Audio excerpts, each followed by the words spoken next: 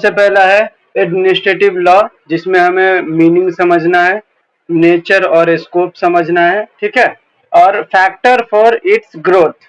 Administrative law का growth होने का क्या रीजन है, क्या फैक्टर्स हैं, वो हम देखेंगे, ठीक है। मीनिंग और नेचर स्कोप भी देखेंगे। तो सबसे पहला है meaning of administrative law.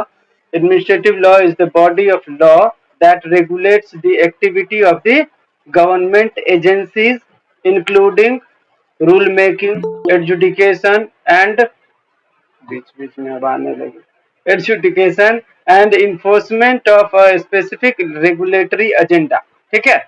It defines the scope and limits of agency authority and provides a framework for exercise of executive power, ठीक है। तो एडमिनिस्ट्रेटिव लॉ का मैंने पहले भी बताया था, एडमिनिस्ट्रेटिव लॉ अथॉरिटी के, ठीक है, पावर और ड्यूटी को रेगुलेट करने के लिए बनाया गया था, ठीक है। इसमें वो रूल मेकिंग पावर भी दे सकते हैं, एडजुडिकेशन का भी काम कर सकते हैं, इन्फोर्समेंट का भी काम कर सकते हैं, ठीक है। ये सारी गवर्नमेंट एजेंसी के ऊपर लागू होगा। एज पर एबी डाइसी, आपसे एग्जाम में कभी कभी पूछा जा सकता है कि एबी डाइसी के हिसाब से एडमिनिस्ट्रेटिव लॉ का डेफिनेशन बताएं, ठीक है, या आपसे पूछा जा सकता है आइवर जेनिंग के हिसाब से आप एडमिनिस्ट्रेटिव लॉ के डेफिनेशन बताएं, ठीक है, कई बार पूछा भी गया है 2 मार्क्स में। तो ये दोनों जूरिस्ट थे, ठीक है, एबी डाइसी भी और आइवर जेनिंग भी। एबी डाइसी का मानना था administrative law is the body of law that deals with the power, duties and liabilities of government officials and agencies, ठीक है। एबी डाइसी का सीधा सा मानना था एडमिनिस्ट्रेटिव लॉ जो है एक बॉडी ऑफ लॉ है, ठीक है, जो कि डील करता है किससे, गवर्नमेंट ऑफिशियल और उसके एजेंसीज के पावर, ड्यूटी और लाइबिलिटी के बारे में, ठीक है। ये था एबी डाइसी का मानना। आइवर जेनिंग का मानना था administrative law as the law relating to the administration, it determines the organisation, powers and duties of administrative authority, ठीक है। आइवर जेनिंग का मानना था एडमिनिस्ट्रेटिव लॉ जो है वो एडमिनिस्ट्रेशन से डील करता है, ठीक है। ये डिटरमाइन करता है किसके पावर का, एडमिनिस्ट्रेटिव अथॉरिटी के पावर को, उनके ड्यूटीज को, ठीक है, डील करने के लिए ये एडमिनिस्ट्रेटिव लॉ बनाया गया है, ऐसा आइवर जेनिंग का मानना है, ठीक है। ये हो गए 2 जूरिस्ट के आधार पर। अभी है हमारा nature of administrative law. Nature क्या है एडमिनिस्ट्रेटिव लॉ का, तो सबसे पहला ये है कि वो अनकोडिफाइड लॉ है, ठीक है। अनलाइक स्टैट्यूट्स लाइक द भारतीय न्याय संहिता, administrative law is often uncodified. There are no such sections, subsections as under BNS or other codified laws, ठीक है। एडमिनिस्ट्रेटिव लॉ जो है वो अनकोडिफाइड लॉ है, जैसे भारतीय न्याय संहिता है, उसमें क्या है, सेक्शंस है, सब सेक्शंस है, तो वो कोडिफाइड लॉ है, इसीलिए उसमें सेक्शन, सब सेक्शन, आर्टिकल वगैरह हैं। लेकिन एडमिनिस्ट्रेटिव लॉ अनकोडिफाइड है, इसमें कोई सेक्शन वगैरह नहीं है, इसमें सिर्फ टॉपिक है, उसको डिफाइन किया है, सिंपल, ठीक है। तो ये हो गया आपका पहला अनकोडिफाइड। दूसरा है जज मेड लॉज। ये जो है जज मेड लॉज, मतलब इसका क्या होता है कि ये जो जुडिशियल डिसीजंस होते हैं उसके ऊपर ये जो एडमिनिस्ट्रेटिव लॉ है वो वर्क करता है, ठीक है, डेवलप करता है। बहुत सारे ऐसे जजमेंट आए, डिसीजंस आए, ठीक है, जो एडमिनिस्ट्रेटिव लॉ को ग्रोथ करने में मदद मिला, ठीक है। तीसरा है पब्लिक लॉ। ये जो एडमिनिस्ट्रेटिव लॉ है ये गवर्नमेंट और इंडिविजुअल के रिलेशनशिप के बीच काम करता है, ठीक है, इसीलिए इसको पब्लिक लॉ कहा जाता है।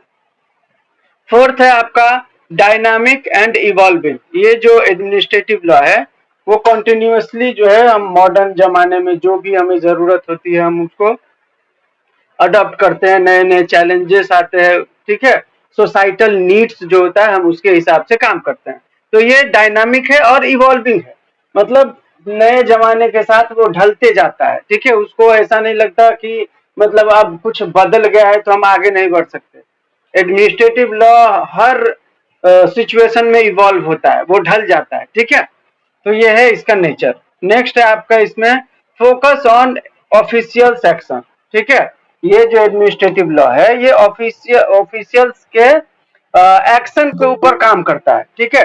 जैसे कोई गवर्नमेंट अथॉरिटी है, वो कैसे काम करेगा, उसकी ड्यूटी क्या होगी, ठीक है, वो अपने पावर का गलत इस्तेमाल तो नहीं करेगा। तो ये सारी चीजों को जो है फोकस करता है कौन सा लॉ, एडमिनिस्ट्रेटिव लॉ, ठीक है। तो ये हो गया इसके नेचर। नेक्स्ट है आपका scope of administrative law. Administrative law के स्कोप क्या क्या है, ठीक है। तो सबसे पहला है कि इसमें पावर को डेलीगेट किया जा सकता है, ठीक है। कोई भी अथॉरिटी है, ठीक है, जैसे मान के चले लेजिस्लेचर है, उनको कोई फंक्शन कराना है, ठीक है, तो उन्होंने लॉ अब लॉ बना दिया तो वो तो खुद से नहीं जाएंगे ना इन्फोर्स कराने, उसके लिए वो अपने पावर किसको देंगे, अथॉरिटी को देंगे कि आप मेरे बिहाफ में ये काम करोगे। तो एडमिनिस्ट्रेटिव लॉ का स्कोप ये है कि वो पावर जो है ये किया जा सकता है, ठीक है, डेलीगेट किया जा सकता है, ठीक है। तो पावर डेलीगेशन को रेगुलेट करने के लिए एडमिनिस्ट्रेटिव लॉ जो है काम में आता है। तो सबसे पहला स्कोप ये हो गया। दूसरा जुडिशियल रिव्यू। ये जो एडमिनिस्ट्रेटिव लॉ है ये हर कोर्ट को, ठीक है, सॉरी हर कोर्ट को नहीं, हाई कोर्ट और सुप्रीम कोर्ट को, ठीक है, खास करके सुप्रीम कोर्ट को जुडिशियल रिव्यू का जो है अधिकार देता है। तो allow courts to review the legality and fairness of agencies action, ठीक है।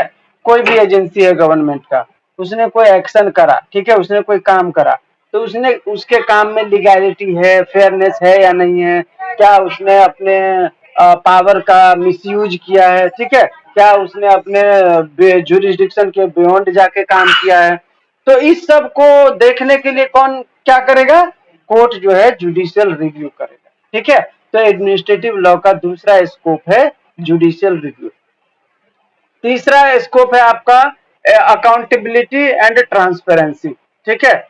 एडमिनिस्ट्रेटिव लॉ प्रोमोट्स ओपननेस इन एडमिनिस्ट्रेटिव प्रोसेसेस, ठीक है, and holds agencies accountable for their action, ठीक है।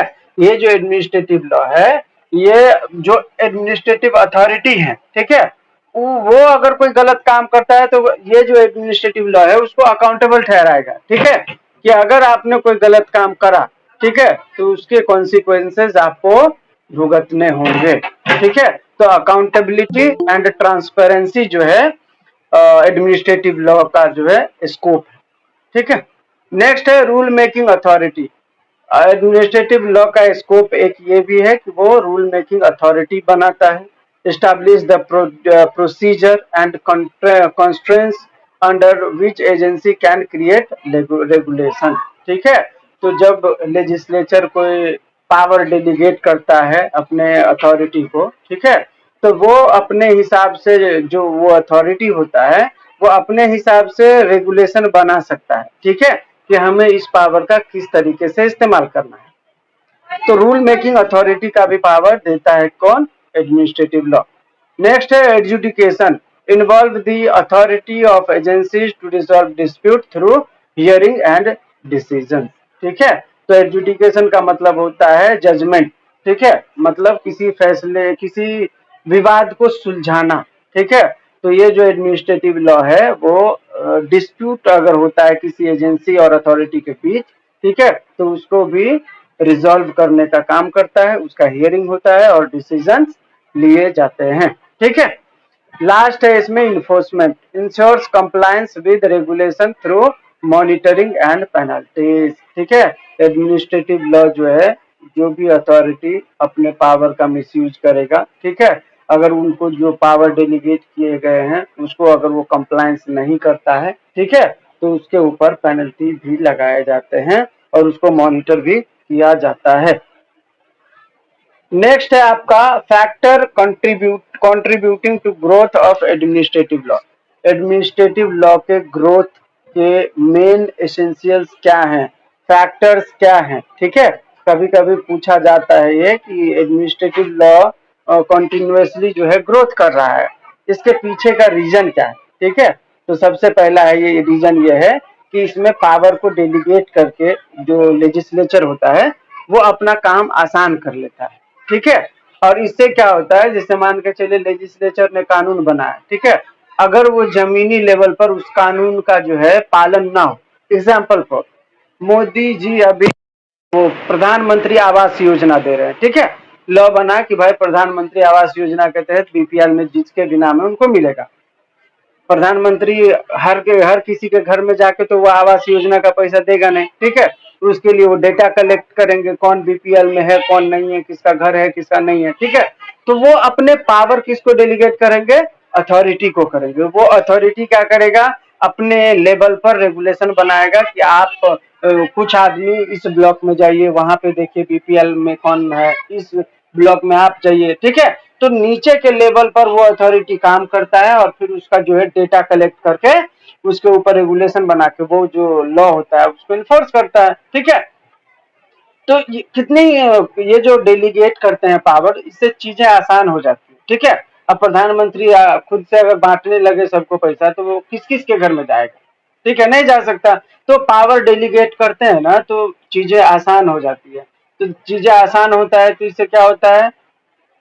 इससे ये होता है कि अगर कोई भी काम गड़बड़ हुआ, ठीक है, तो मोदी जी उस अथॉरिटी के ऊपर चढ़ जाएंगे कि भाई तुमको दिया था मैंने पावर, क्या किया तुमने, ठीक है, गलत कर दिया सब। तो ये सारी चीजें हैं। तो डेलीगेटेड लेजिस्लेशन जो है एडमिनिस्ट्रेटिव लॉ का, वो बहुत इंपॉर्टेंट है और यही है मेन ग्रोथ करने का कारण, ठीक है। कि भाई इससे चीजें आसान हो जाती है, ग्रास रूट लेवल पर काम होने लगता है, ठीक है। दूसरा है प्रिवेंटिव मैकेनिज्म। प्रिवेंटिव मैकेनिज्म, हाँ। Administrative law provides mechanism for preventing harm and ensures compliance with regulation such as licensing, inspection and orders, ठीक है। ये जो आपका एडमिनिस्ट्रेटिव लॉ है वो जितने भी अथॉरिटीज के अंडर काम करते हैं, ठीक है, उसको एक सेकेंड, कौन कौन, हाँ। तो ये जो एडमिनिस्ट्रेटिव लॉ है ये आपको जो भी एडमिनिस्ट्रेटिव अथॉरिटी है, ठीक है, जो काम करते हैं उसको उसके पावर और ड्यूटीज को रेगुलेट करता है। ये हमने शुरू में ही समझ लिया, ठीक है।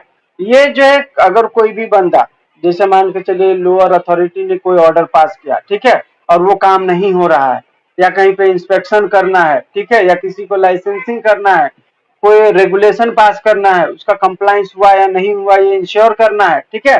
तो ये सारी चीजें जो है ग्राउंड लेवल पर जो अथॉरिटी होते हैं वो काम करता है, ठीक है। जिससे क्या होता है? जिससे ये होता है कि हार्म, जो भी हार्म होने वाला होता है वो उसको हम प्रिवेंट करने में हेल्प मिलता है हमें, ठीक है।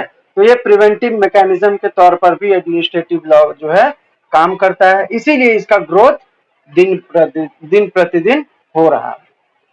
तीसरा है जुडिशियल रिव्यू, ठीक है। जुडिशियल रिव्यू का मतलब होता है कि कोई भी अथॉरिटी जिसको लेजिस्लेचर ने पावर दिया, ठीक है, तो पावर दिया है तो उस पावर को सदुपयोग करने के लिए दिया है, ठीक है, दुरुपयोग करने के लिए तो दिया नहीं है, ठीक है।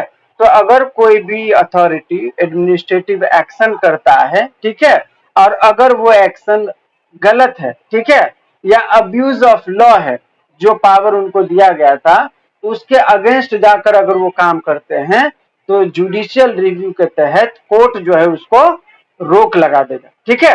तो preventive abuse of power, ensuring fairness, ठीक है, ये सारी चीजें किससे होती है? जुडिशियल रिव्यू से होता है, ठीक है। और जुडिशियल रिव्यू कौन करता है? कोर्ट करता है। कोर्ट कब करता है?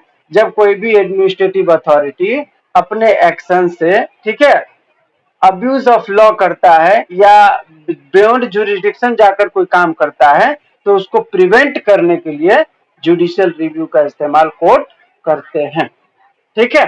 नेक्स्ट है आपका, ये हम बात कर रहे हैं ग्रोथ क्यों हो रहा है उसके बारे में, ठीक है। तो ये सारी चीजें हैं, हम पावर डेलीगेट कर सकते हैं तो चीजें आसान हो जाती हैं, तो इसीलिए ये ग्रोथ हो रहा है। प्रिवेंटिव मैकेनिज्म है इसमें बहुत सारा, ठीक है, जुडिशियल रिव्यू है, एक्सेस टू जस्टिस है, ठीक है। तो ये सारी चीजें जो है इसके अंदर। इसके बाद अकाउंटेबिलिटी है, अगर कोई भी एडमिनिस्ट्रेटिव बॉडी है, ठीक है, अगर वो अपने काम नहीं कर रहे हैं तो हम उसको अकाउंटेबल ठहरा देंगे, भाई तुम्हारी गलती है, उसको सस्पेंड कर देंगे, उसको निकाल दिया जाएगा। अगर कुछ गलत किया है तो वो जेल भी जा सकता है, ठीक है। तो ये जो एडमिनिस्ट्रेटिव लॉ है वो किसी भी अथॉरिटी को अगर उसने अब्यूज ऑफ लॉ किया है, अब्यूज ऑफ पावर किया है, ठीक है, तो उसको तुरंत उसके ऊपर एक्शन किया जाता है, ठीक है। इससे ट्रांसपेरेंसी क्या होता है, प्रोमोट होता है और गुड गवर्नेंस में हेल्प मिलता है, ठीक है। तो ये सारी चीजें हैं जिसके कारण एडमिनिस्ट्रेटिव लॉ जो है ग्रोथ कर रहा है। ये हो गया एडमिनिस्ट्रेटिव लॉ के बारे में। अब है हमारा नेक्स्ट, एडमिनिस्ट्रेटिव लॉ किन चीजों पे बेस्ड है, ठीक है, मतलब पिलर्स ऑफ एडमिनिस्ट्रेटिव लॉ, ठीक है। तो एडमिनिस्ट्रेटिव लॉ के 3 पिलर हैं जो कि मैंने पहले भी बताया था आप लोगों को। फर्स्ट है सेपरेशन ऑफ पावर, दूसरा है रूल ऑफ लॉ, तीसरा है नेचुरल जस्टिस, ठीक है। इसी तीनों के कंधे पे बैठा हुआ है कौन, एडमिनिस्ट्रेटिव लॉ। सबसे पहला है हमारा सेपरेशन ऑफ पावर, ठीक है। तो सेपरेशन ऑफ पावर का जो फाउंडर था वो था अरिस्टोटल, ठीक है। बाद में इसको डेवलप किया, ठीक है, डेवलप भी किया और मॉडर्न जो सेपरेशन ऑफ पावर है अभी का, ठीक है, उसका फादर भी किसको कहा जाता है, मॉन्टेस्क्यू को। फाउंडर अरिस्टोटल है लेकिन डेवलपर जो है उसको वो मॉन्टेस्क्यू है और मॉन्टेस्क्यू को मॉडर्न सेपरेशन ऑफ पावर का फादर भी कहा जाता है, ठीक है। तो देखिए सेपरेशन ऑफ पावर किस चीज के बारे में बात करता है। The doctrine of separation of power refers to the division of government authority among the legislative, executive and judicial branches, with each branch having distinct functions to prevent the concentration of the power in one entity. The principle aims to safeguard against the abuse of power and ensure a balance of authority within the government, ठीक है। तो separation of power का मतलब क्या है, power को हमने separate कर दिया, ठीक है, कि भाई जुडिशियरी तुम्हारे पास इतना पावर, एग्जीक्यूटिव तुम्हारे पास इतना पावर, लेजिस्लेचर तुम्हारे पास इतना पावर, ठीक है। अब तुम अपने अपने पावर को, अपने अपने अधिकार को, अपने अपने ड्यूटीज को अपने दायरे में ही एक्सरसाइज करना, ठीक है। किसी के भी दायरे में आके कोई दूसरा जो है हस्तक्षेप नहीं करेगा। तो ये है सेपरेशन ऑफ पावर, ठीक है। अब सेपरेशन ऑफ पावर के अंदर भी 3 ऑर्गन है, कौन कौन से हैं, सबसे पहला है लेजिस्लेचर, दूसरा है एग्जीक्यूटिव, तीसरा है जुडिशियरी। लेजिस्लेचर का काम क्या है, टू मेक द लॉज, ठीक है, कानून बनाने का काम है लेजिस्लेचर का। This branch is responsible for making laws, in many countries this is done by parliament, ठीक है। कानून बनाने का जो अधिकार है बहुत सारे कंट्री में जो है पार्लियामेंट करती है, ठीक है। दूसरा है एग्जीक्यूटिव, एग्जीक्यूटिव का काम क्या है, टू इम्प्लीमेंट द लॉज, ठीक है, कानून जो है उसको इम्प्लीमेंट करने का काम किसका है, एग्जीक्यूटिव का है। This branch is responsible for implementing implementing and enforcing laws. It is typically headed by a president और प्राइम मिनिस्टर, ठीक है। तो एग्जीक्यूटिव जो होता है वो जो कानून बनाते हैं पार्लियामेंट, वो उसको इम्प्लीमेंट करने का काम करता है, ठीक है। तो ये जो इम्प्लीमेंट करने का काम करता है, इन्फोर्स कराने का काम करता है, उसका हेड जो है वो किसको माना जाता है, प्रेसिडेंट को माना जाता है, ठीक है। अदर कंट्री में प्राइम मिनिस्टर भी होता है, कुछ कुछ कंट्री में प्राइम मिनिस्टर होता है, कहीं कहीं पे प्रेसिडेंट भी होता है जो एग्जीक्यूटिव का हेड होता है। हमारे भारत में एग्जीक्यूटिव का हेड जो है प्रेसिडेंट है, ठीक है। तीसरा है आपका जुडिशियरी, जुडिशियरी क्या करता है, टू इंटरप्रेट द लॉज, ठीक है, कानून में क्या खामियां है, कहीं गड़बड़ी है, कुछ प्रॉब्लम है, वायलेशन ऑफ लॉ है, वायलेशन ऑफ फंडामेंटल राइट है, एक्सेट्रा एक्सेट्रा। इस सब को चेक करने के लिए, इंटरप्रेट करने के लिए कौन आता है सामने, जुडिशियरी, ठीक है। तो जुडिशियरी का काम है interpret the laws. This branch interprets laws and ensures they are applied fairly, it includes court and जजेस, ठीक है। तो जुडिशियरी के अंदर कोर्ट और जज आता है और ये इंश्योर करने के लिए काम करते हैं कि कोई भी लॉ जो है, ठीक है, वो फेयरली अप्लाई हो रहा है या नहीं हो रहा है, लॉ में कुछ ऐसे प्रोविजन तो नहीं है जो फंडामेंटल राइट को वायलेट कर रहे हो, एक्सेट्रा एक्सेट्रा, ठीक है। Separation of power what said, separation of power कहता क्या है, ठीक है। तो देखिए first thing, the same person should not form part of more than one of the 3 organ of the government. ये बोलता है कि एक बंदा तीनों ऑर्गन में नहीं हो सकता, ठीक है, एक बंदा किसी एक ही ऑर्गन का पार्ट हो सकता है।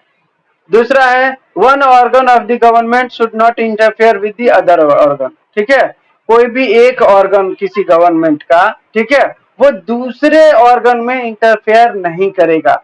जैसे जुडिशरी एग्जीक्यूटिव में इंटरफेयर नहीं करेगा, एग्जीक्यूटिव ये लेजिस्लेचर में इंटरफेयर नहीं करेगा, ऐसा।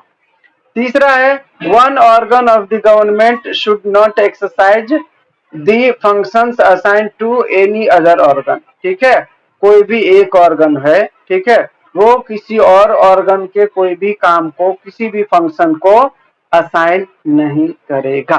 ठीक है, जैसे लेजिस्लेचर का काम है लॉ बनाना, तो जुडिशियरी लॉ नहीं बना सकता, लेजिस्लेचर ही बनाएगा। ठीक है, तो ये तीन जो है बातें सेपरेशन ऑफ पावर बोलता है। अब सेपरेशन ऑफ पावर के अंदर दो प्रिंसिपल हैं, वो भी समझ लेते हैं। Principle of separation of power, legislature, executive and judiciary should be independent of each other.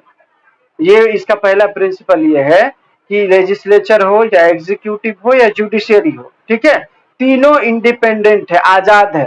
ठीक है, किसी को किसी से कोई मतलब नहीं। दूसरा है no organ should perform function that belongs to other. ठीक है, कोई भी ऑर्गन किसी दूसरे के फंक्शंस को परफॉर्म नहीं करेगा। ठीक है, ये हो गया प्रिंसिपल, ये सेपरेशन ऑफ पावर।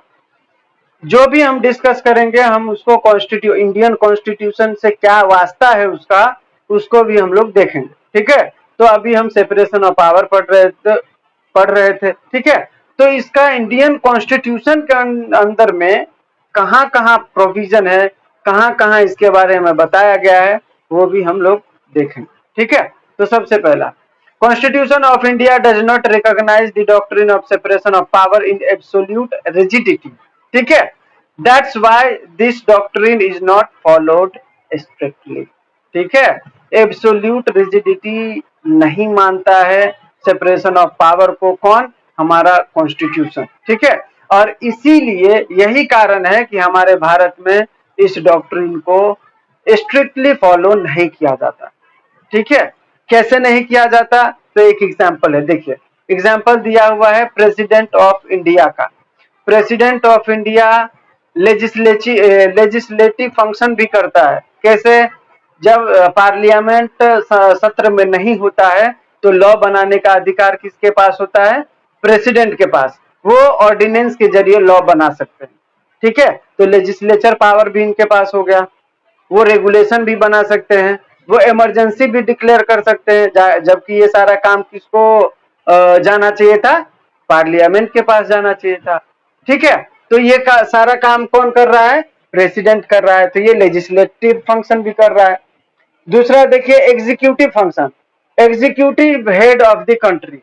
प्रेसिडेंट जो होता है वो executive head of the country होता है। ठीक है, अगर किसी को रिजाइन करना है, किसी को निकालना है, ठीक है, एडमिनिस्ट्रेटिव अथॉरिटी में से, तो तुरंत जो है गवर्नमेंट, ये प्रेसिडेंट उसको वो निकाल सकता है। ठीक है, तो इसीलिए एग्जीक्यूटिव का हेड कौन होता है, प्रेसिडेंट होता है। ठीक है, जुडिशियल फंक्शन देखिए प्रेसिडेंट कैसे करता है, तो ग्रांट पार्डन, आर्टिकल 72, जब सुप्रीम कोर्ट किसी को सजा देता है, ठीक है, और डेथ पेनल्टी दे देता है, तो अब किसी को कोई अधिकार नहीं होना चाहिए ना कि अब देश का सबसे बड़ा कानून जो है उसने फांसी दे दिया, उसको भी खत्म कर सकता है कौन, प्रेसिडेंट। तो प्रेसिडेंट को जुडिशियल पावर भी मिल गया, बराबर। इसके बाद है disqualify member of parliament. Parliament का जो भी मेंबर होगा उसको डिस्क्वालीफाई करने का भी ये जो काम है वो जुडिशियल फंक्शन है, लेकिन प्रेसिडेंट भी कर सकता है अंडर आर्टिकल 103। तो देखिए एक प्रेसिडेंट है जो तीनों फंक्शन में हाथ डाल के रखा हुआ है, और हम बोलते हैं कि सेपरेशन ऑफ पावर है। ठीक है, तो इसीलिए हमारे भारत में सेपरेशन ऑफ पावर को जो है एब्सोल्यूट रिजिडिटी नहीं कहा गया है, इसीलिए स्ट्रिक्टली फॉलो नहीं होता है। ठीक है, कभी देखिए नीचे, similarly sometime the judiciary overreaches the power of legislature and executive by taking recourse to section 142, article 142। ठीक है, आर्टिकल 142 में सुप्रीम कोर्ट को यह पावर है कि उनके हिसाब से अगर जो भी कोई ऑर्डर पास करना है, ठीक है, अगर विधि के द्वारा जस्टिस अगर उससे मिल सकता है तो वो ऑर्डर पास कर सकते हैं। एग्जाम्पल फॉर, अभी आपने सुना होगा कि सुप्रीम कोर्ट ने प्रेसिडेंट को ये दिया था निर्देश कि वो 3 महीने के अंदर किसी भी बिल पर जो है साइन करके देंगे, उससे ज्यादा टाइम नहीं लेंगे। प्रेसिडेंट एग्जीक्यूटिव हेड होता है, देश का हेड होता है, उनको निर्देश दे सकता है क्या सुप्रीम कोर्ट? नहीं दे सकता है, क्योंकि वो एग्जीक्यूटिव हेड हैं कंट्री के, ठीक है। इसके बाद जो है सुप्रीम कोर्ट जो है किसी को फांसी दे देगा तो भी जो प्रेसिडेंट जो है उसको माफ कर सकता है। इसका मतलब है कि सुप्रीम कोर्ट से ऊपर है प्रेसिडेंट, बराबर। तो ऊपर है प्रेसिडेंट, तो प्रेसिडेंट को निर्देश कैसे दे सकता है सुप्रीम कोर्ट? ठीक है। तो इसी तरीके से मतलब हर एक अथॉरिटी दूसरे के अथॉरिटी में हाथ डालते रहता है कभी कभी, तो ऐसा कुछ है नहीं। तो हमारे यहाँ पे स्ट्रिक्टली फॉलो नहीं होता है doctrine of separation of power, कहने का मतलब ये है, ठीक है। Overall, in India, separation of power is not followed strictly as in America and Australia are followed. ठीक है, ऑस्ट्रेलिया और अमेरिका में जितना स्ट्रिक्टली फॉलो होता है सेपरेशन ऑफ पावर, उतना हमारे इंडिया में नहीं होता है। नेक्स्ट है let us take a look at some of the article of the constitution which suggest separation of power. ठीक है, हमारे कॉन्स्टिट्यूशन में कुछ ऐसे आर्टिकल हैं जो सेपरेशन ऑफ पावर की बात करते हैं, ठीक है। खुल के बात नहीं करते, लेकिन थोड़ा बहुत उसके तरफ इशारा करते हैं कि ऐसा होना चाहिए। कौन कौन से आर्टिकल हैं देखिए। सबसे पहला आर्टिकल है article 50। This article puts an obligation over the state to separate the judiciary from the executive, but since this fall under directive principle of state policy it is not enforceable. ठीक है, article 50 में कहा गया है कि state जो है ये इंश्योर करेगा कि वो जुडिशियरी से सेपरेट रहे, ठीक है। हालांकि इसमें जो है ये प्रावधान डीपीएसपी में आता है, तो इसको इन्फोर्स ही नहीं करा सकते, तो ये इसे ही आर्टिकल बन के रह गया। दूसरा है article 123, the president being the executive head of the country is empowered to exercise legislative power in certain conditions. ठीक है, आर्टिकल 123 बोलता है कि प्रेसिडेंट जो है एग्जीक्यूटिव हेड है इस कंट्री का, ठीक है, लेकिन वो कभी कभी लेजिस्लेचर पावर को भी एक्सरसाइज कर सकने के लिए एम्पावर्ड हैं, ठीक है। नेक्स्ट है article 121 and 211। These provide that legislature cannot discuss the conduct of a judge of the Supreme Court or High Court. They can do so only in case of impeachment. ठीक है, ये बोलता है ये आर्टिकल 121 और 211, legislature जो है किसी भी जज के, चाहे वो हाई कोर्ट के हो या सुप्रीम कोर्ट के हो, उसके कंडक्ट के बारे में कोई भी बात नहीं करेगा। हाँ, वो इम्पीचमेंट मोशन ला सकते हैं, वो उनका अधिकार होगा। लास्ट है article 361, the president and governor enjoy immunity from court proceeding. ठीक है, ये बोलता है आर्टिकल 361 कि प्रेसिडेंट को और गवर्नर को जो है कोर्ट प्रोसीडिंग में इम्यूनिटी मिलेगा, मतलब उसको उनको पद पर रहते हुए उनको कभी जेल नहीं भेजा जा सकता। ठीक है, ये हो गया आपका कुछ आर्टिकल जो सेपरेशन ऑफ पावर के टच में बात करता है। टोटली तो सेपरेशन की बात नहीं करता, लेकिन थोड़ा बहुत करता है। अब कुछ केस लॉज हैं जो सेपरेशन ऑफ पावर के लिए इंपॉर्टेंट है। सबसे पहला है Kesavananda Bharati versus state of Kerala. Supreme court the basic structure of the constitution including the separation of power can not be altered or amended by parliament. This case solidify the principle that certain fundamental features of the constitution are beyond the reach of parliamentary amendment. ठीक है, तो separation of power को supreme court ने basic structure माना था, और court ने कहा कि बेसिक स्ट्रक्चर के अंदर अगर कुछ फॉल होता है तो पार्लियामेंट्री अमेंडमेंट के पावर से ऊपर हो जाता है। ठीक है, फिर आप उसको अमेंड नहीं कर सकते हैं। नेक्स्ट है आपका case Indira Nehru Gandhi versus Raj Narayan. Indira Nehru Gandhi versus Raj Narayan, CJ observed that in Indian constitution there is a separation of power in a broad sense only. A rigid separation of power as under American constitution or under the Australian constitution does not apply to India.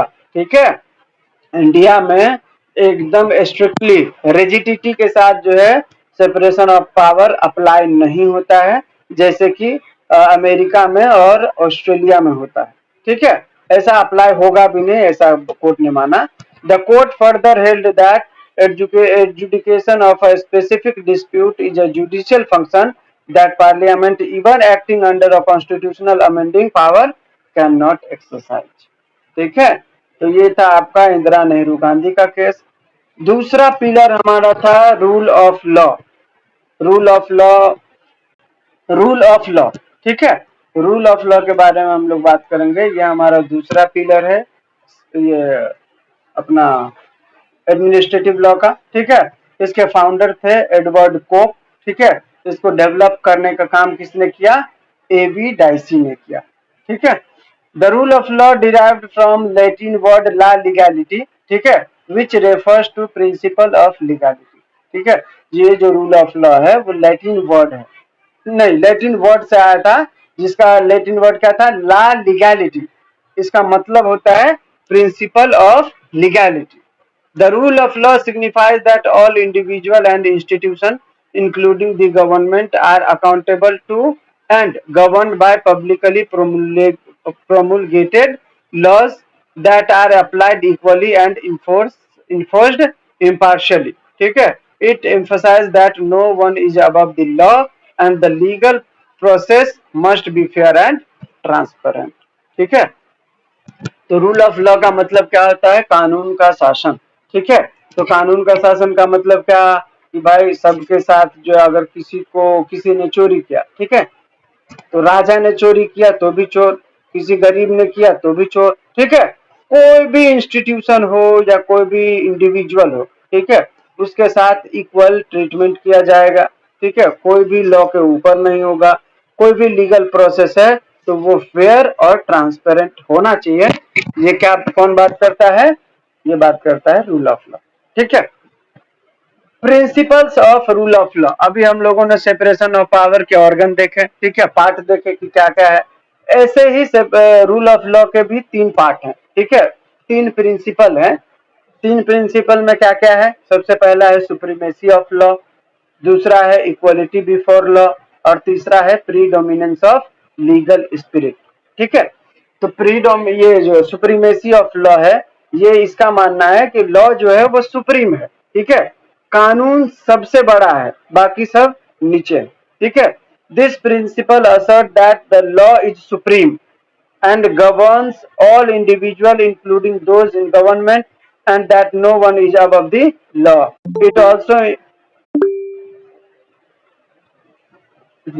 It also implies that the government's power are derived from the limited by the law and that actions taken by the government must be authorized by law। ठीक है, तो supremacy of law का मतलब कानून सबसे ऊपर है, government जो है गवर्नमेंट भी नीचे ही है लॉ के। ठीक है, गवर्नमेंट भी लॉ के ऊपर नहीं है। गवर्नमेंट अगर कोई लॉ बनाता है तो वो लॉ भी जो है वो लिमिटेड होता है। ठीक है, और जो एक्शंस होते हैं गवर्नमेंट के वो लॉ के अंडर ऑथोराइज होना चाहिए। ठीक है, गवर्नमेंट कोई भी एक्शन ऐसा नहीं लेगा जो लॉ से ऊपर हो या इलीगल। ठीक है, दूसरा है equality before law. This principle means that everyone regardless of their social status, position, background is subject to the same laws and legal processes. There should be no special privileges or exemption under the law and everyone should be treated equally। ठीक है, तो equality before law का मतलब कानून के सामने सब बराबर।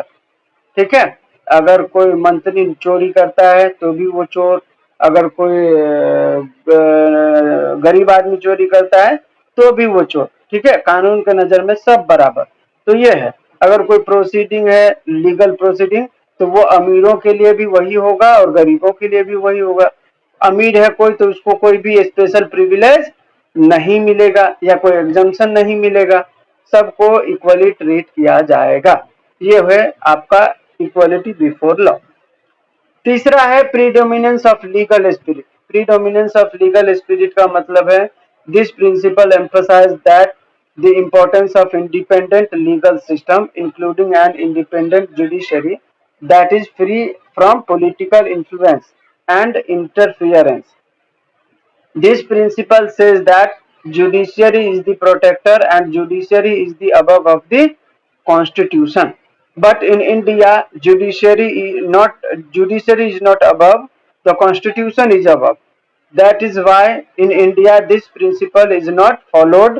We followed only two principles, which is first supremacy of law और दूसरा इक्वलिटी बिफोर लॉ। ठीक है, ये जो एबी डाइसी था वो रूल ऑफ लॉ को तीन पार्ट में बांटा था, तीन प्रिंसिपल दिया था। ठीक है, सबसे पहला था सुप्रीमेसी ऑफ लॉ, दूसरा था इक्वलिटी बिफोर लॉ और तीसरा था प्रीडोमिनेंस ऑफ लीगल स्पिरिट। ठीक है, तो सुप्रीमेसी ऑफ लॉ तो समझ में आया, ठीक है भाई, लॉ सुप्रीम है। इक्वलिटी बिफोर लॉ भी समझ में आया कि हाँ भाई इक्वलिटी बिफोर लॉ होना चाहिए, कानून के सामने सब बराबर होना चाहिए। तीसरा प्रिंसिपल ये जो डाइसी ने दिया वो इंडिया में नहीं चलता है। ठीक है, तीसरा प्रिंसिपल डाइसी ने दिया कि जुडिशियरी जो होगा वो सबसे ऊपर होगा, बाकी सब नीचे होगा। ठीक है, चाहे वो रिटर्न कॉन्स्टिट्यूशन ही क्यों ना हो, वो नीचे होगा। लेकिन हमारे इंडिया में रिटर्न कॉन्स्टिट्यूशन को सबसे ऊपर मानते हैं, बाकी सबको नीचे मानते हैं। ठीक है, तो इसीलिए हम लोगों ने तीसरे प्रिंसिपल को जो कि डाइसी का था हम लोगों ने फॉलो नहीं किया। तो इंडिया में प्रीडोमिनेंस ऑफ लीगल स्पिरिट नहीं है। अब हम देखेंगे रूल ऑफ लॉ जो है हमारे इंडियन कॉन्स्टिट्यूशन में कहां कहां है। ठीक है, तो सबसे पहला है प्रीएम्बल में। The preamble itself lays the foundation by emphasising justice, liberty, equality, ठीक है, which are core tenets of the rule of law. ठीक है, लिबर्टी मतलब आजादी, जस्टिस मतलब न्याय, इक्वलिटी मतलब समानता। तो ये तीनों चीजें जो है वो अपने आप में रूल ऑफ लॉ है। ठीक है, तो हमारा प्रीएम्बल क्या बात करता है, रूल ऑफ लॉ के बारे में बात करता है। दूसरा है fundamental right. Part 3 of the constitution encompasses fundamental rights, provide the framework for individual liberty and protection against arbitrary state action. ठीक है, तो हमारा फंडामेंटल राइट का जो पार्ट 3 में जिक्र किया गया है वो भी रूल ऑफ लॉ से ही लिया गया है। ठीक है, तीसरा है equality before the law. Article 14 में इसके बारे में प्रावधान है। Article 14 ensures that all individual are treated equally. ठीक है, and the law prohibits discrimination. ठीक है, तो इक्वलिटी बिफोर लॉ का मतलब है कानून के सामने सब बराबर हैं, आप किसी भी तरीके से भेदभाव नहीं कर सकते हैं, डिस्क्रिमिनेशन नहीं कर सकते हैं। नेक्स्ट है आपका supremacy of the constitution. The constitution is the supreme law of the land and all branches of government are subordinate to it. ठीक है, तो कॉन्स्टिट्यूशन तो हमारा है ही रूल ऑफ लॉ के बारे में। दूसरा है, इसके बाद है जुडिशियल रिव्यू। जुडिशियल रिव्यू जो है वो भी रूल ऑफ लॉ के अंदर ही कवर है, क्योंकि अगर कोई भी एग्जीक्यूटिव अथॉरिटी है, ठीक है, और उन्होंने कोई ऐसे ऑर्डर पास किए जो आर्बिट्ररी है, ठीक है, तो उसका जुडिशियल रिव्यू होगा तभी तो रूल ऑफ लॉ लागू होगा ना। ठीक है, तो इस तरीके से रूल ऑफ लॉ का जो प्रावधान है वो जुडिशियल रिव्यू से भी कवर होता है। नेक्स्ट है ड्यू प्रोसेस। आर्टिकल 19 और 20 में पर्सनल लिबर्टी के बारे में दिया गया है, जो कि बात करता है कि कोई भी किसी के फंडामेंटल राइट को वायलेट नहीं करेगा। नेक्स्ट है accountability of the government. The rule of law ensures that government is accountable for its action and that are mechanism to challenge illegal or arbitrary decision। ठीक है, तो ये जो रूल ऑफ लॉ है वो गवर्नमेंट को के अकाउंटेबिलिटी को तय करता है। ठीक है, और ये इंश्योर करता है कि गवर्नमेंट का जो डिसीजन है या एक्शन है वो आर्बिट्ररी ना हो। ठीक है, वो लॉफुल हो। और लास्ट है इंडिपेंडेंट जुडिशियरी। इसके बाद है हमारा ये केसी डाविस था, उन्होंने 7 रूल दिए रूल ऑफ लॉ के अंदर, ठीक है, कि रूल ऑफ लॉ के लिए ये रूल्स जो है इंपॉर्टेंट होंगे। तो कौन कौन सा रूल है? सबसे पहला है लॉ एंड ऑर्डर, दूसरा है फिक्स रूल, तीसरा है एलिमिनेशन ऑफ डिस्क्रिएशन, फोर्थ है नेचुरल जस्टिस, फिफ्थ है due process of law, sixth है जुडिशियल रिव्यू और सेवेंथ है प्रिफरेंस ऑफ जजेस। ठीक है, तो ये मैंने प्रीवियस लेक्चर में भी बताया था आप लोगों को कि रूल ऑफ लॉ का पहला रूल क्या है? लॉ एंड ऑर्डर मेंटेन करना, दूसरा रूल को फिक्स करना, ठीक है, डिस्क्रिएशन को एलिमिनेट करने का काम भी रूल ऑफ लॉ करता है, नेचुरल जस्टिस जो है मेंटेन हो इसके लिए रूल ऑफ लॉ काम करता है। ठीक है, कोई भी एक्ट या कोई भी लॉ आ रहा है, ठीक है, या कुछ भी काम फंक्शंस हो रहे हैं तो वो ड्यू प्रोसेस ऑफ लॉ होना चाहिए, मतलब लॉफुल मैनर में होना चाहिए। किसी को अरेस्ट करना है तो इसका मतलब ये नहीं है कि आप जाके उसके पूरे परिवार को मार पीट के और अरेस्ट करके ले आओ, ऐसा नहीं है। ड्यू प्रोसेस ऑफ लॉ का मतलब कि आपको अरेस्ट करने का अधिकार है तो आप लीगल मैनर में उसके घर जाइए, उसको गेट पर नॉक कीजिए, उसको बताइए कि आप किस वारंट लेके आए हैं या किस जुर्म में आप उनको अरेस्ट करने आए हैं, उनके परिवार को लीगल राय दीजिए कि आप पुलिस स्टेशन आइए, यहाँ पर बेल हो सकता है अगर बेलेबल ऑफेंस है तो। ठीक है, तो ये सारी चीजें ड्यू प्रोसेस में आता है।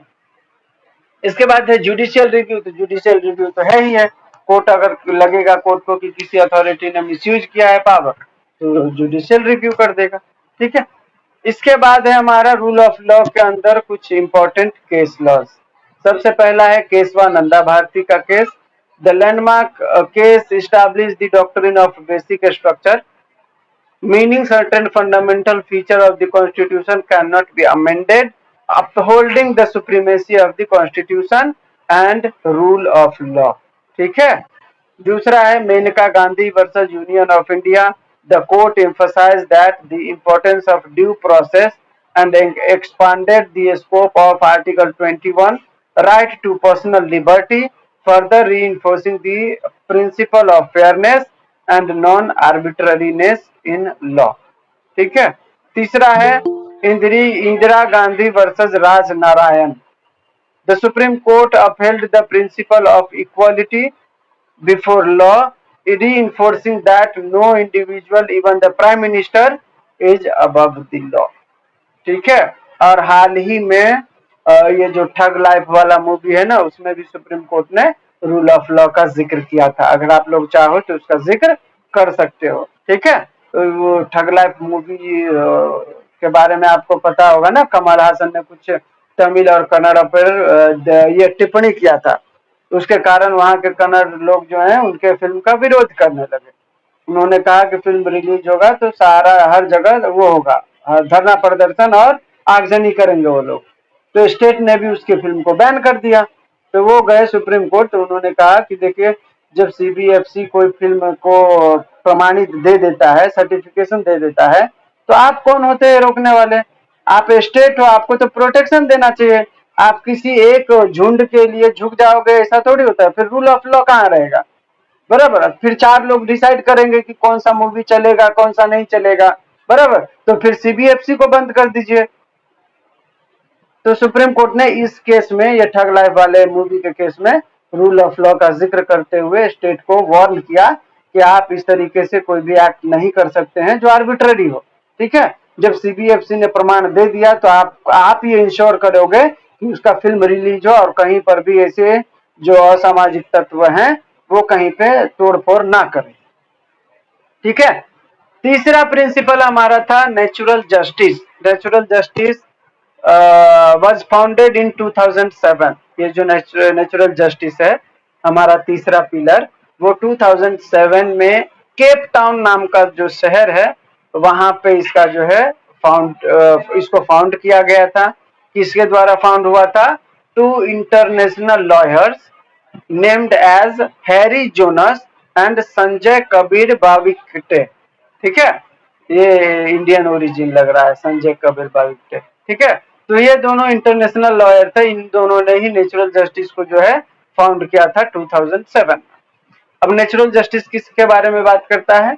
Natural justice refers to the fundamental principle of fairness and due process that administrative bodies must adhere to when making decision that affect individual. ठीक है, तो ये नेचुरल जस्टिस बोलता है कि कोई भी काम, ठीक है, वो ड्यू प्रोसेस ऑफ लॉ होना चाहिए, मतलब कानून के दायरे में रह के होना चाहिए और वो फेयर होना चाहिए। ठीक है, कोई भी एडमिनिस्ट्रेटिव बॉडी अगर कोई भी एक्शन लेता है या डिसीजन लेता है तो वो फेयर और ड्यू प्रोसेस होना चाहिए। This principle ensures that decision are not arbitrary or biased. ठीक है, ये जो प्रिंसिपल है नेचुरल जस्टिस, ये इंश्योर करता है कि डिसीजन जो है किसी का आर्बिट्ररी ना हो। आर्बिट्ररी मतलब एक तरफा, कि मतलब एक को सुना ही नहीं दूसरे का सुन लिया, और बायस मतलब पक्षपात के बिना होना चाहिए। ठीक है, and that individual have a fair opportunity to present their case. ठीक है, और जो भी इंडिविजुअल है उनको पूरा अपॉर्चुनिटी मिलना चाहिए कि वो अपने केस को रिप्रेजेंट कर सके। Natural justice aims to prevent injustice by ensuring fair treatment in legal and administrative proceeding. ठीक है, आपको नेचुरल जस्टिस के बारे में पूछा जा सकता है 6 मार्क्स के लिए, तो इसीलिए मैंने डेफिनेशन भी बताया है। तो नेचुरल जस्टिस का एम क्या है कि वो प्रिवेंट करता है इनजस्टिस को, ठीक है, और इंश्योर करता है कि हर किसी के साथ फेयर ट्रीटमेंट हो और उनके साथ जो है लीगल प्रोसीडिंग के तहत कार्यवाही की जाए। ठीक है, जैसे हमने सेपरेशन ऑफ पावर में देखा कि 3 ऑर्गन था, वैसे ही रूल ऑफ लॉ में भी 3 ऑर्गन था, यहाँ पे भी 3 है। ठीक है, ऑर्गन नहीं, प्रिंसिपल बोलते हैं इसको। तो नेचुरल जस्टिस के भी 3 प्रिंसिपल है। सबसे पहला है रूल अगेंस्ट बायस, दूसरा है रूल ऑफ फेयर हियरिंग, और तीसरा है रीजन डिसीजन। ठीक है, अब रूल अगेंस्ट बायस क्या होता है? तो रूल अगेंस्ट बायस जो है एक मैगजीन से आया था, लैटिन मैगजीन से, जिसका नाम था नेमो जुडेक्स इन कॉजा सुआ। ठीक है, इसका मतलब होता है नो मैन शैल बी जज इन हिज ओन केस। ठीक है, this principle dictates that no one should be a जज in their own case or a case where they have a personal interest. ठीक है, the decision maker must be impartial and free from bias to ensure a fair and just outcome. ठीक है, तो ये जो rule against बायस है, ये जो प्रिंसिपल है, ये बोलता है कि कोई भी बंदा अपने केस में खुद से जज नहीं हो सकता। ठीक है, या उस मामले में भी जज नहीं हो सकता जहां पे उसका पर्सनल इंटरेस्ट होगा। ठीक है, क्योंकि ये सारी चीजें क्या करेगी, फिर उस जो प्रोसीडिंग चल रहा है उसको इम्पैक्ट करेगा और फिर वो बायस जजमेंट आएगा उससे। ठीक है, तो ये जो डिसीजन मेकर जो है, जो भी डिसीजन लेने वाला है वो इम्पार्शियल होना चाहिए और वो बायस फ्री होना चाहिए। ठीक है, तभी तो न्याय मिलेगा ना, तभी तो आप जस्ट आउटकम पे आओगे। नहीं तो आपको पता है कि मेरे पापा जज हैं, तो मैं अगर किसी अपराध में गया तो पापा तो हमको रिहाई कर देंगे, तो ये तो श्योर है कि वो वहां पे न्याय नहीं होने वाला है। ठीक है, तो जहां जो भी डिसीजन मेकर होगा वो इम्पार्शियल होना चाहिए और बायस फ्री होना चाहिए। ठीक है, तभी आप इंश्योर कर पाएंगे कि यहाँ पे फेयर ट्रायल होगा और इसका जो आउटकम होगा वो भी फेयर होगा।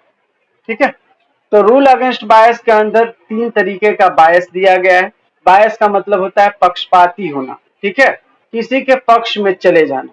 तो 3 तरीके का पक्षपात होता है। पहला होता है पर्सनल, दूसरा होता है पेक्यूनरी, तीसरा होता है सब्जेक्ट मैटर। ठीक है, पर्सनल बायस का मतलब personal bias refers to bias arising from a personal relationship between the decision maker and one of the parties involve in the case.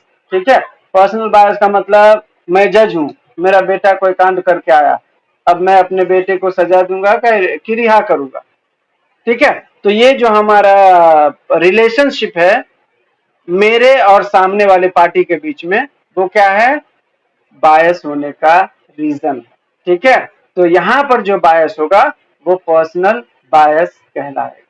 ठीक है, इससे क्या होगा, डिसीजन मेकर के डिसीजन में बदलाव आने के चांसेस हैं। ठीक है, अनफेयर होने का चांस है और जजमेंट जो होगा उसके जो रिलेटिव होंगे उसके फेवर में आएगा। ठीक है, तो ये हो गया आपका पर्सनल बायस। पर्सनल बायस में भी एक केस लॉ है, वो भी मैंने दे दिया है कि आप लोग डिटेल में पढ़ पाओ कभी टाइम मिले तो। तो केस लॉ था हमारा, देखिए Ramanand Prasad Singh versus union of India.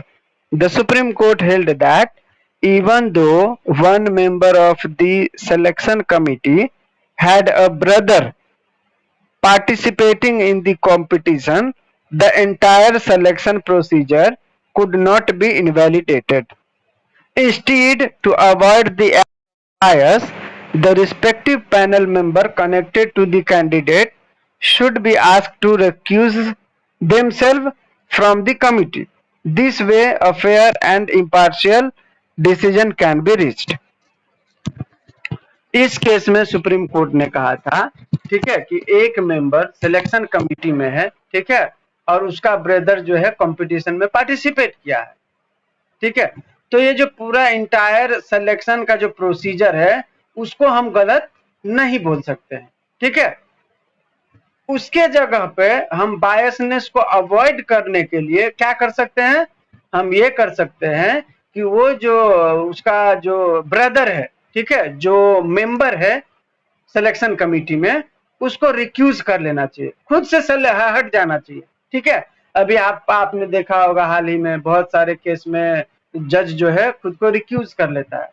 Recuse करने का मतलब वो उस केस से अलग हो जाता है, ठीक है। जैसे अभी एक मामला हाल ही में आया था यार, कौन सा था अपना, यूपी में एक गैंगस्टर मारा गया था ना, उसका कोई मामला था, ठीक है, तो उसके मामले में एक जज ने खुद को रिक्यूज कर लिया क्योंकि उसके जो पापा थे उसके वो दोस्त थे, ठीक है। एक होता है ना कि भाई आपसी पारिवारिक मामला भी रहता है कभी कभी, तो उस जज ने खुद को रिक्यूज कर लिया कि अगर मैं रहूंगा तो हो सकता है डिसीजन इम्पार्शियल हो जाए, तो खुद को, तो बहुत सारे केस में जो जज होता है वो कर लेता है कि नहीं मैं नहीं रहूंगा, मैं रहूंगा तो हो सकता है बायसनेस हो जाए।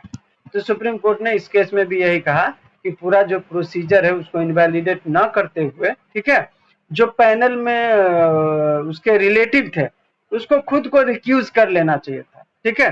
तो इससे क्या होगा, इससे फेयर और इम्पार्शियल डिसीजन हो सकता था। दूसरा है similarly in G N. Nayak versus Goa university, selecting an associate professor for promotion to the post of professor was challenged on the ground of personal bias. The head of the department appreciated the work of the associate professor in his confidential report and was also a member of the department promotion committee. The Supreme Court held that unless the preference is unreasonable and based on self-interest, it will not invalidate an administrative decision.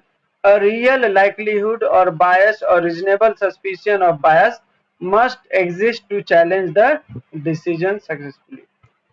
ठीक है, तो यहाँ पे इस case में supreme court ने कहा था कि ये जो चैलेंज किया गया था एसोसिएट प्रोफेसर के प्रमोशन को, ठीक है, कि भाई ये एचओडी जो है उसका वो खास आदमी है, ठीक है, और वही डिपार्टमेंट प्रमोशन कमेटी का मेंबर भी रहा है, ठीक है। तो सुप्रीम कोर्ट ने कहा हर केस में बायसनेस होना ये जरूरी नहीं है, ठीक है। सुप्रीम कोर्ट ने कहा कि अनरीजनेबल और ये क्या बोलते हैं, it will not invalidate an administrative decision. A real likelihood of bias or reasonable suspicion of bias must exist. ठीक है, वहां पे exist ऐसा प्रतीत होना चाहिए कि यहाँ पे बायसनेस हुआ है, ठीक है। सिर्फ इसलिए कि डिपार्टमेंट प्रमोशन कमिटी जो है खुद भी मेंबर है और वो उसका रिलेटिव भी है इसीलिए उसको बनाया गया, ऐसा नहीं है, वहां पे एग्जिस्ट होना चाहिए, ठीक है। क्या पता सबसे बेहतर वही हो सकता है ना। अगर मान के चलिए तीन आदमी तीन मान के चलिए एक पोस्ट पे वैकेंसी निकाला हमने आर्मी का, ठीक है, और मेरे एक रिलेटिव है वो सिलेक्शन कमेटी में, और तीन बंदा उस आर्मी के पोस्ट पे आया और तीनों में सबसे जो परफेक्ट है, फिट है, वो उसका रिलेटिव है, ठीक है, और बाकी के जो मेंबर थे सिलेक्शन कमेटी के मेंबर, उन्होंने बोला कि ये परफेक्ट है इसको लेते हैं। तो क्या दोनों चैलेंज कर सकता है क्या कि मुझे नहीं लिया उसको ले लिया।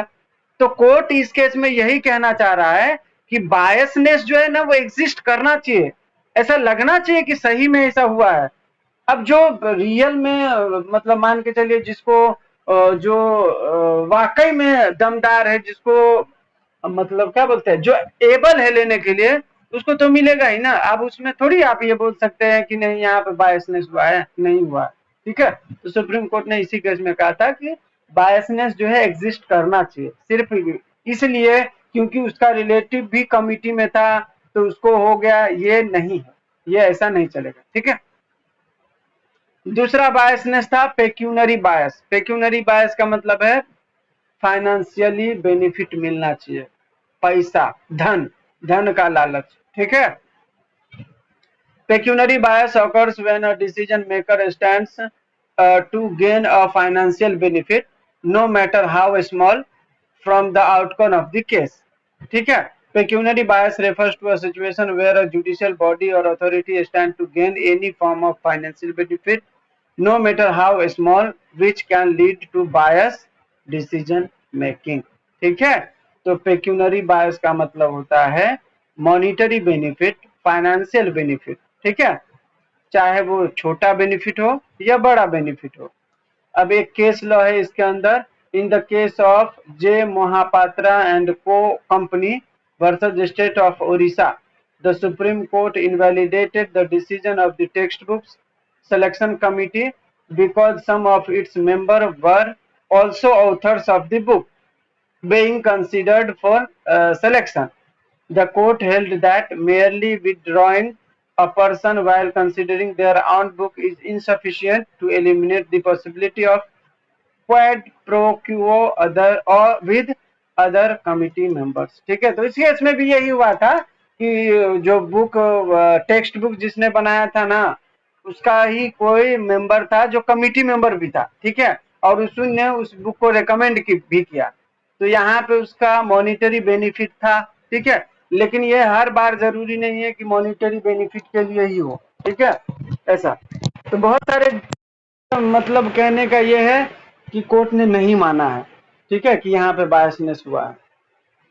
नेक्स्ट है बायस ने पेक्यूनरी बायस का मतलब धन का लालच, हमेशा याद रखना। जैसे मान के चलिए कोई केस आया, ठीक है, और मुझे बोल दिया गया तुमको 1 करोड़ मिलेगा, इस तरीके से आपको डिसीजन देना है, ठीक है, या उसको बाहर कर देना है, तो और आपने डिसीजन दे दिया, ये क्या हुआ, ये पेक्यूनरी बायस हुआ, क्योंकि आपने पैसे के लालच में ऐसा करा। अभी नेक्स्ट है हमारा सब्जेक्ट मैटर बायस, ठीक है। Subject matter bias arises when the decision maker has a direct or indirect interest in the subject matter of the case, ठीक है। जैसे मान के चले किसी होटल है, कोई होटल है, ठीक है, और होटल में जो शेयर है वो मेरा भी लगा हुआ है। अभी होटल जो है नीलाम होने वाला है और वो मैटर मेरे कोर्ट में आया है, ठीक है। अब मैं अगर कोई डिसीजन दूंगा तो मैं उस हिसाब से दूंगा ना, ताकि मेरा शेयर भी ना डूबे, क्योंकि उस सब्जेक्ट मैटर में जो मेरे कोर्ट में आया है उसमें मेरा इंटरेस्ट है, ठीक है। तो सब्जेक्ट मैटर बायस इसी को बोला जाता है। केस लॉज है, देखिए, in the case of Muralidhar versus Kadam Singh, the court refused to quash the election tribunal's decision despite the chairman's wife being a member of Congress party whom the petitioner defeated. In the instance, the court did not find sufficient ground to prove subject matter bias. इसमें court ने subject matter bias नहीं पाया था, ऐसा, ठीक। हाँ, in Gullapalli Gullapalli Nageswara Rao versus APSRTC, the Supreme Court quashed the decision of Andhra Pradesh government to nationalize road transport. The decision was invalidated because the secretary of APSRTC who conducted the hearing had an interest in the subject matter leading to subject matter bias. Okay. हाँ, तो इस case में supreme court ने बोला कि यहाँ पे subject matter बायस हुआ है, ठीक है। नेक्स्ट है हमारा रूल ऑफ फेयर हियरिंग, ठीक है। रूल ऑफ फेयर हियरिंग जो है वो आपका नेचुरल जस्टिस का दूसरा प्रिंसिपल है, ठीक है। ये एक मैगजीन पे बेस्ड है जिसका नाम है ऑडी अल्टरम पार्टम, ठीक है। ऑडी अल्टरम पार्टम का मतलब होता है हियर दी बोथ साइड, मतलब दोनों पक्ष का सुनिए, ठीक है। This principal emphasize the importance of giving both side of a dispute for a fair opportunity to be heard. It means that a person must be given a notice of the allegation against them and have the chance to present their case, evidence and argument before a decision is made. ठीक है, तो ये जो rule of fair hearing है ये बोलता है कि दूसरे पार्टी को भी पूरा मौका मिलना चाहिए, अपॉर्चुनिटी मिलनी चाहिए, ठीक है, उसकी बात को भी सुना जाना चाहिए, उसके कोई एविडेंस है तो वो भी लेना चाहिए, ठीक है, एक तरफा डिसीजन नहीं होना चाहिए। अब ये जो ये रूल ऑफ फेयर हियरिंग है उसके कुछ एस्पेक्ट हैं इंपॉर्टेंट, वो देखिए। पहला है राइट टू बी इन्फॉर्म, ठीक है, तो जब तक आपको इन्फॉर्म नहीं किया जाएगा तब तक आप अपनी बात कैसे रखोगे। मान के चलिए मैंने कोर्ट में केस किया कि सुजीत ने मेरा पैसा लिया, ठीक है, तो जब तक मैं सुजीत से पूछूंगा नहीं कि उसने सही में तुमसे पैसा लिया या नहीं लिया, कोर्ट कैसे डिसीजन दे सकता है कि सुजीत तुम उसको पैसा दो, नहीं ले सकता ना। कोर्ट को सिर्फ उसने बताया कि उसने पैसा लिया, तो सबसे पहले कोर्ट क्या करेगा, कोर्ट मुझे इन्फॉर्म करेगा, ठीक है, कि भाई ऐसा ऐसा बंदा तुम्हारे खिलाफ बोल रहा है कि तुमने पैसा लिया है। फिर मुझे अधिकार है कि मैं अपने केस को जो है प्रेजेंट कर सकूं, ठीक है। इसके बाद right to fair and impartial tribunal, कोई भी ट्रिब्यूनल है, कोर्ट है, वो इम्पार्शियल होना चाहिए, उनको जो है डिसीजन देना है तो वो फेयर डिसीजन लेना चाहिए, ठीक है। Right to legal representation, representation के लिए भी आपको अगर वकील चाहिए तो भी आपको आप ले सकते हो, ठीक है। इसके बाद है राइट टू क्रॉस एग्जामिनेशन, ये सारी चीजें किसमें आती है, हियर दी बोथ साइड में, ठीक है। तो जब तक दूसरे पार्टी को मौका नहीं दीजिएगा तो वो क्रॉस एग्जामिनेशन कैसे करेगा, फिर ट्रायल स्पीड कैसे होगा, ठीक है। तो ये सारी चीजें जो है इसके अंदर कवर होता है। इसके अंदर केस लॉज है कूपर वर्सेस वर्थ बोर्ड वर्स ऑफ वर्कर्स, ठीक है। This case highlight the importance of providing a reasonable opportunity for parties to present their case and adduce relevant evidence, ठीक है। तो इस केस में कोर्ट ने कहा था कि सामने वाले पार्टी को भी रीजनेबल अपॉर्चुनिटी मिलना चाहिए उसके केस को रिप्रेजेंट करने के लिए। दूसरा है Harbans Lal versus commissioner and others, this case emphasize that a fair hearing is an essential part of natural justice and party should be given a reasonable opportunity to hear, ठीक है। तो इस केस में सुप्रीम कोर्ट ने कहा कि fair hearing का अधिकार हर किसी को है क्योंकि ये नेचुरल जस्टिस है, ठीक है। क्योंकि ये नेचुरल जस्टिस है तो आपको रीजनेबल अपॉर्चुनिटी देनी पड़ेगी पार्टीज को सुनने के लिए, ठीक है। थर्ड जो प्रिंसिपल है आपका नेचुरल जस्टिस का वो है रीजन्ड डिसीजन, ठीक है।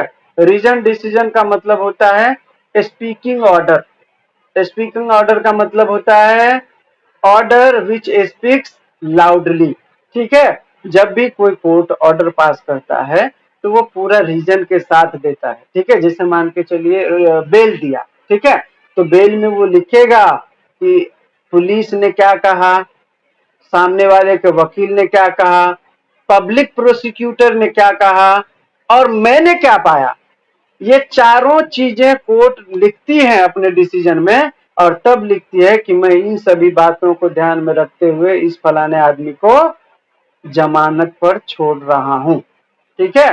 तो ये जो डिसीजंस होते हैं वो रीजन होता है, अगर कोई भी कोर्ट में रीजन डिसीजन नहीं दिया गया है तो आप उसको चैलेंज कर सकते हैं, ठीक है, क्योंकि नेचुरल जस्टिस का ये पिलर है रीजन डिसीजन, ठीक है।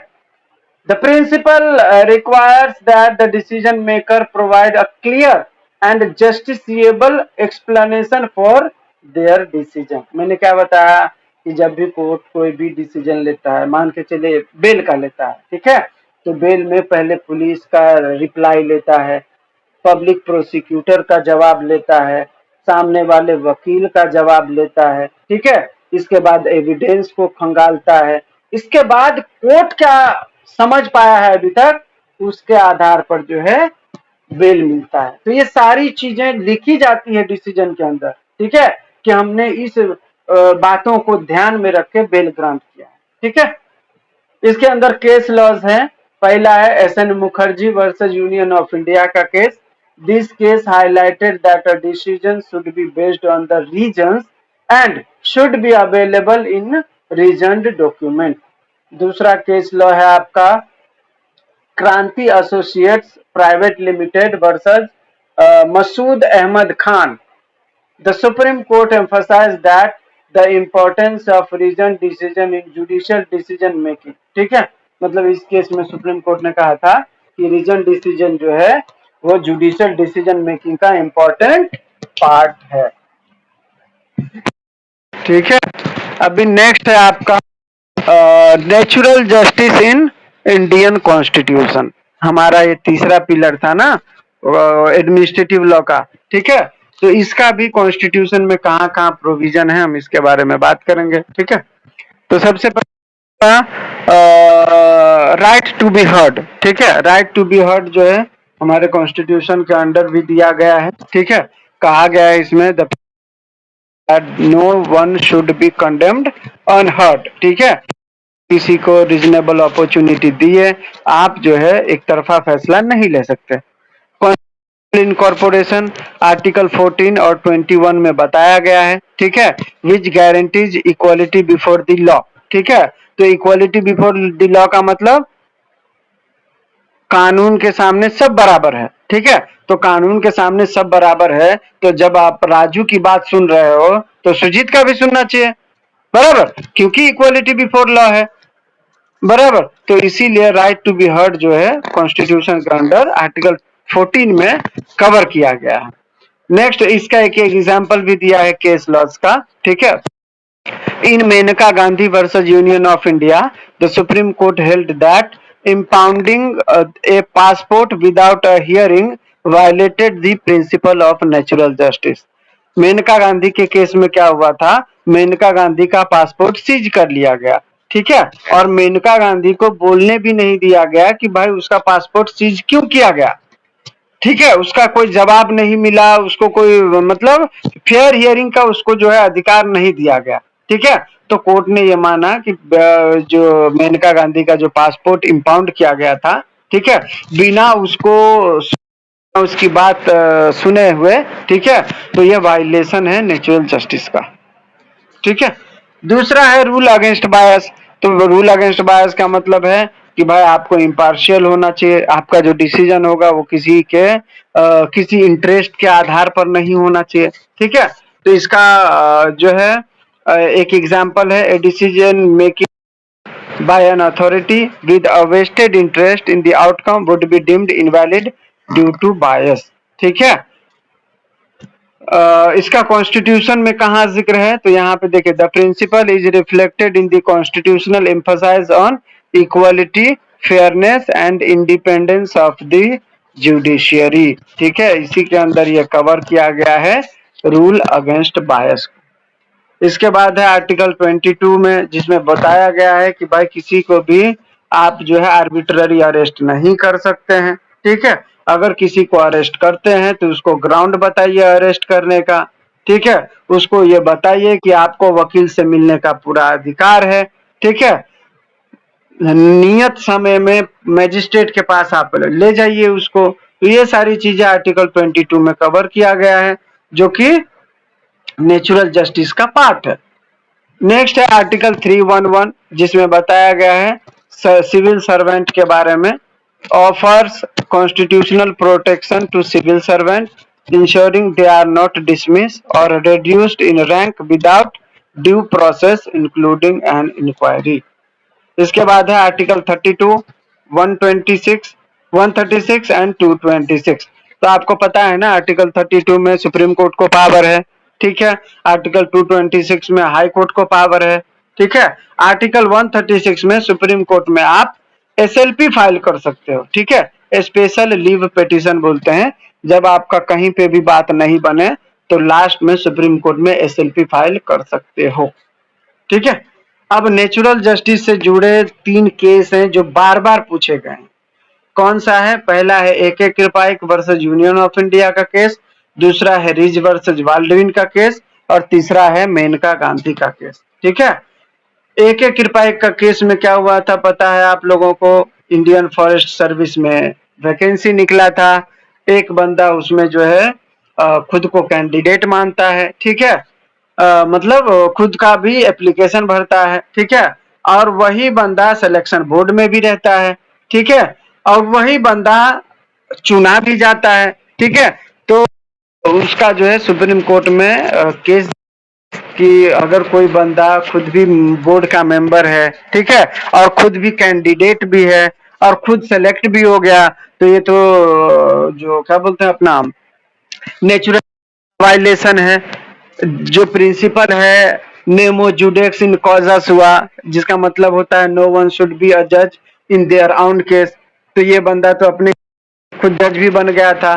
तो सुप्रीम कोर्ट ने कहा कि ये जो बनता है, जो कैंडिडेट भी रहा है, ठीक है, और बोर्ड का मेंबर भी रहा है, ये क्लियर वायलेशन है किसका? नेचुरल वायलेशन, ये नेचुरल जस्टिस का। और कोर्ट ने उसको विशिएट कर दिया, ठीक है। उसके जो मतलब उसको जो पोस्ट मिला था, ठीक है, उसको वहां पे निरस्त कर दिया था कोर्ट ने। दूसरा था रिज वर्सेस, मैं सवाल लूंगा आप लोगों के, हाँ, बस 5 मिनट दे दीजिए, मैं आप लोगों के सारे सवाल लूंगा, हाँ। दूसरा है केस आपका रिज वर्सेस बाल्डविन का, ठीक है। ये एक चीफ कांस्टेबल रहता है, ठीक है। इसको जो है इसके ऊपर एक एलिगेशन लगता है, ठीक है, कि इसने अपने काम में जो है कहीं ना कहीं लापरवाही बरता है। वॉच कमिटी बैठता है और वॉच कमिटी उसको तुरंत जो है निकाल देता है, सस्पेंड कर देता है, ठीक है, बिना उसको सुने, बिना उसको अपॉर्चुनिटी दिए कि भाई तुम अपनी बात रखो, ठीक है। जब ये मामला कोर्ट में जाता है तो वॉच कमिटी बोलता है कि सर हमारा जो म्यूनिसिपल कॉर्पोरेशन एक्ट है, जिसके अंदर ये वैकेंसीज चलती हैं, उसमें सीधा प्रोविजन है कि अगर किसी भी बंदे पर, ठीक है, अगर कोई एलिगेशन लगता है तो उसको तुरंत जो है निकाला जा सकता है। तो कोर्ट ने कहा कि ठीक है, आपके जो म्यूनिसिपल लॉज है वो सही है, लेकिन आपने उसको बोलने का भी मौका नहीं दिया, आपने उसका जो रिस्पॉन्ड करने का भी मौका नहीं दिया, तो ये तो नेचुरल जस्टिस का वायलेशन है। और प्रिंसिपल जो है हमारा Audi alteram partum here the both side, उसका भी वायलेशन है। तो कोर्ट ने यहाँ पर जो है कहा कि नहीं, आपने जो ये क्या बोलते हैं सस्पेंड किया है वो वायलेशन है, ठीक है। तीसरा है Maneka Gandhi versus union of India का केस। इसमें भी पासपोर्ट सीज कर लेता है इंडियन गवर्नमेंट, ठीक है, और उनको बोलने का भी मौका नहीं देता है कि भाई उसका जो है पासपोर्ट क्यों सीज किया गया है, ठीक है। तो बोलने का मौका का मतलब है कि उसको जो है उसके फंडामेंटल राइट वायलेट हो गए। तो उन्होंने जो है कोर्ट में चैलेंज किया। तो ना कि जब आप किसी के पासपोर्ट सीज करते हो तो आप उसको बोलने का तो मौका दो, ठीक है, क्योंकि उनके फंडामेंटल राइट हैं। Article 14 equality, article 19 freedom, article 21 आपका राइट टू लाइफ। तो ये सारी ये तीनों चीजें जो है वायलेट हो जा रही हैं, ठीक है। तो ये तीनों चीज जो है वो नेचुरल जस्टिस का ही पार्ट है, ठीक है। और कोर्ट ने जो है इस केस में कहा कि हाँ ये जो है नेचुरल जस्टिस का वायलेशन है। नेक्स्ट टॉपिक है हमारा डेलीगेटेड लेजिस्लेशन।